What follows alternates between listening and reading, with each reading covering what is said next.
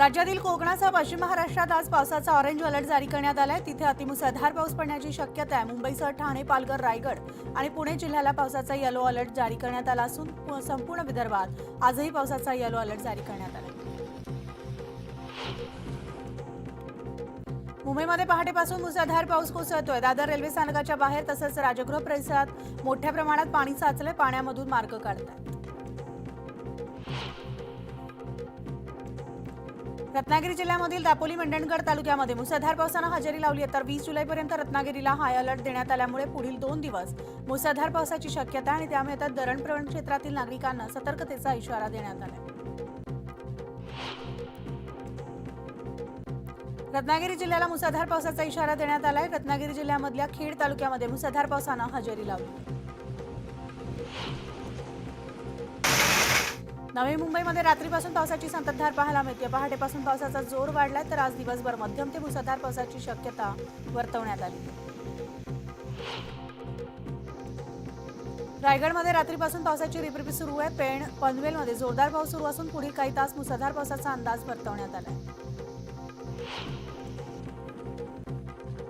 मावळमध्ये समाधानकारक पाऊस झाल्यामुळे तालुक्यामधील 13,500 हेक्टरवर भात पिकाची लागवड सुरू झाली आहे। जुलै महिन्यात झालेल्या पावसामुळे भाताच्या आगारातील मुख्य पीक असणाऱ्या इंद्रायणी तांदळाच्या रूपानं जीवनदान मिळाले।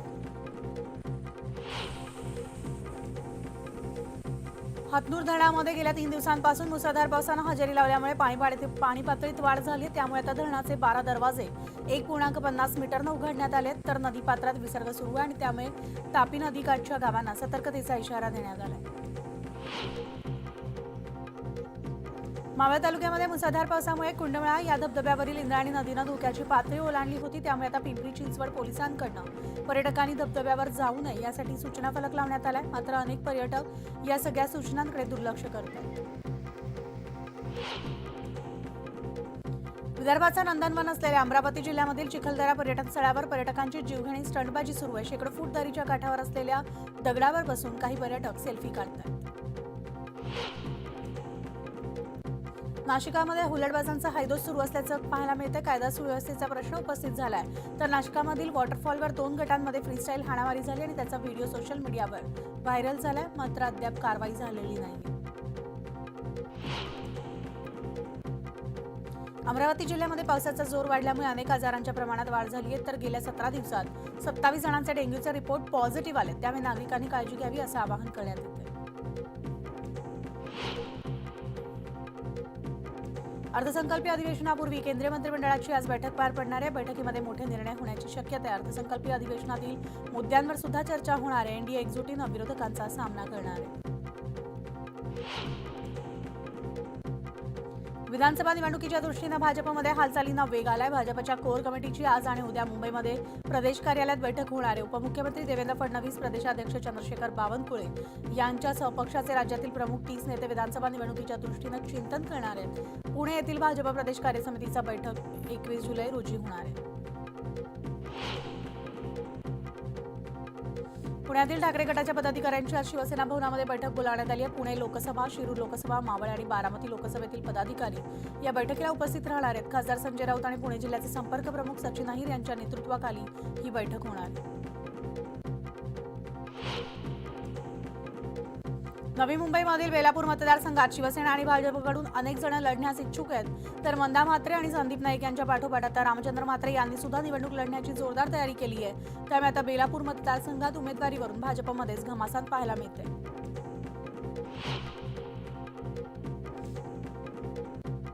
जरांगे पाटलांच्या शांतता रॅलीच्या दुसऱ्या टप्प्याचं पूर्वनियोजन करण्यासाठी अंतरवाली सराटीमध्ये जरांगेंनी बैठक बोलावली आहे। तर यावेळेस मोठ्या प्रमाणात मराठा आंदोलक येण्याची तिथं शक्यता आहे।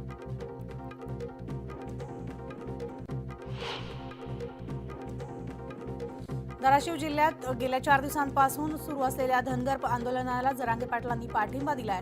यावेळेस त्यांनी मी तुमच्या सोबत आणि त्यामुळे काळजी करू नका असं आश्वासन सुद्धा धनगर आंदोलकांना दिले। तुळजाभवानी मातेच्या गाभाऱ्यामध्ये प्रवेश करणाऱ्यांची आजपासून नोंद करण्यात येणार आहे। सुरक्षेच्या कारणानं पोलिसांनी सूचना केल्यानंतर मंदिर संस्थानांनी अंमलबजावणी करण्यास सुरुवात केली। त्यामुळे गाभाऱ्यामध्ये होणाऱ्या मनमानी प्रवेश आणि दर्शन व्यवस्थेला आळा बसणार आहे। या संदर्भातील लेखी आदेश तहसीलदारांनी दिले।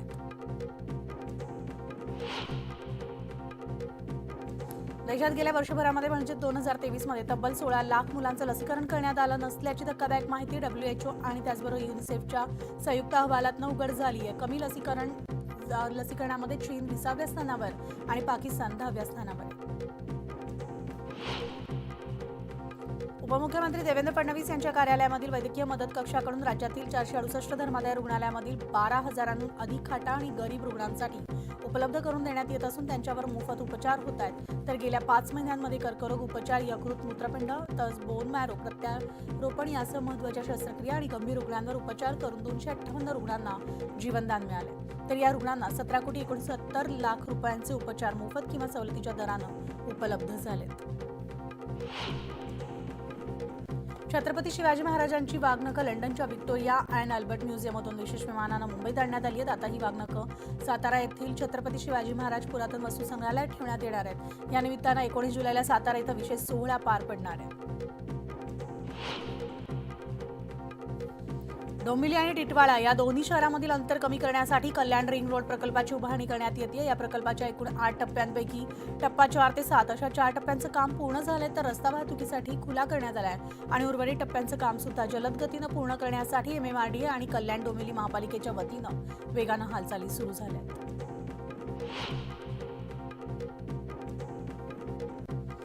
घाटकोपर जाहिरात फलक दुर्घटना प्रकरणी 22 संशयित व्यवहारांच्या नोंदीबाबत गुन्हे शाखा तपास करतायत. त्यासाठी आता व्यावसायिक अर्शद खान याला पुन्हा चौकशीसाठी बोलावण्यात येणार आहे. 22 व्यवहारांमधून 80 लाख रुपये देण्यात आलेले असून त्याची तपासणी सध्या गुन्हे शाखा करते.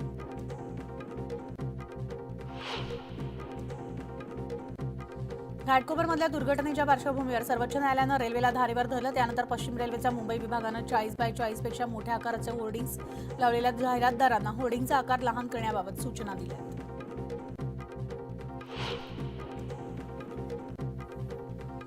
मुख्यमंत्री लाडकी बहीण योजनेसाठी नागपूरमध्ये 84,884 अर्ज करण्यात आले आहेत. नागपूर महापालिकेच्या प्रभागनिहाय अर्ज स्वीकृती केंद्रात सुट्टीच्या दिवशी अर्ज स्वीकारले जात आहेत आणि येत्या रक्षाबंधनपर्यंत या सगळ्या महिलांना पैसे मिळणार आहेत.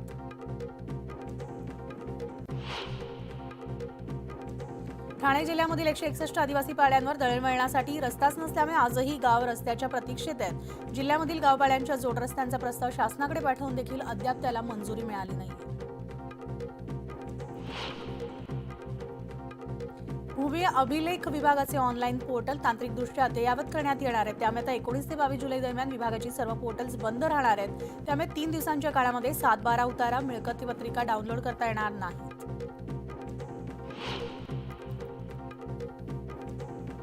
एडिस डासामुळे होणाऱ्या झिका विषाणूचा पश्चिम महाराष्ट्रामध्ये वेगानं प्रसार होतोय. रुग्णांची संख्या 28वर पोहोचली आणि या पार्श्वभूमीवर खडबडून जागे झालेल्या आरोग्य विभागानं रुग्ण आढळलेल्या 3 ते 5 किलोमीटर परिसरात स्क्रीनिंग करण्यास सुरुवात केली आहे आणि संशयित रुग्णांच्या रक्ताचे नमुने पुण्यामधील NIV प्रयोगशाळेमध्ये तपासणीसाठी पाठवण्यात येत आहेत.